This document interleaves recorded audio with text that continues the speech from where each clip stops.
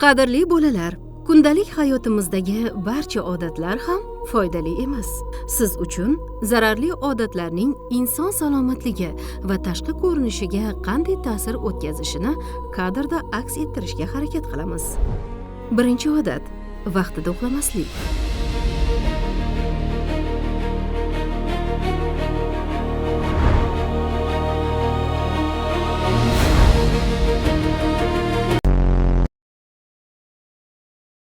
Asosiy omillar, ya'ni sog'lom turmush tarzining 4 asosiy omili. Birinchisi sog'lom ovqatlanish, jismoniy faollik, zararli yashashga harakat qilishingiz kerak. Agar siz bugundan boshlab sog'lom turmush tarziga o'tmoqchi bo'lsangiz nima qilish kerak? Qani kim javob beradi?